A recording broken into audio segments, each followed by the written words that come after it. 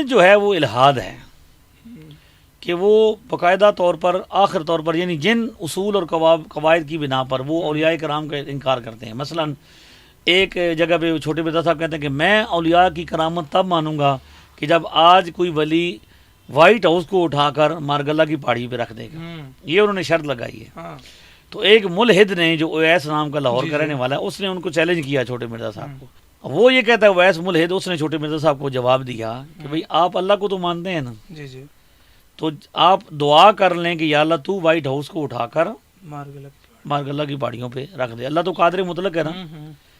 تو جس فارمولے سے ولیوں کو چیک کرتے ہو اسی فارمولے سے اللہ کو چیک کر لو.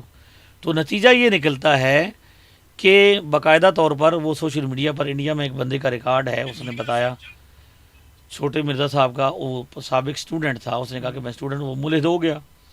اور ابھی ایک بندہ ویڈیو بناتا ہے جو قرآن پر اعتراض کرتا ہے, حدیث پر اعتراض کرتا ہے, تو وہ بھی اپنے آپ کو چھوٹے مرزا صاحب کا اسٹوڈنٹ ظاہر کرتا ہے. تو چھوٹے مرزا صاحب کو جو پیچھے چلے گا آخر اینڈ اس کا الہاد ہوگا, کیونکہ چھوٹے مرزا صاحب الہاد کا دروازہ ثابت ہو رہے ہیں. ابھی ان کی تازہ ویڈیوز میں وہ صحیح بخاری کی انکار تک یہاں تک پہنچ چکے ہیں کہ وہ کہتے ہیں بخاری میں صرف حدیثیں ٹھیک ہیں, بخاری کی ساری حدیثیں ٹھیک نہیں ہیں, بخاری کی ہر کتاب کی ہر حدیث ٹھیک نہیں. تو آہستہ آہستہ وہ قدم آگے بڑھا رہے ہیں, چونکہ وہ خود الہاد کا شکار ہیں, الہاد کا دروازہ ہیں, لہذا ان کے پیچھے چلنے والا اینڈ اس کا کیا ہوگا, الہاد. کیونکہ انکار کا جو اینڈ ہے وہ یہی ہوتا ہے کہ جب وہ بندہ دیکھتا ہے کہ میں یہ کر چکا, میں یہ کر چکا, میں یہ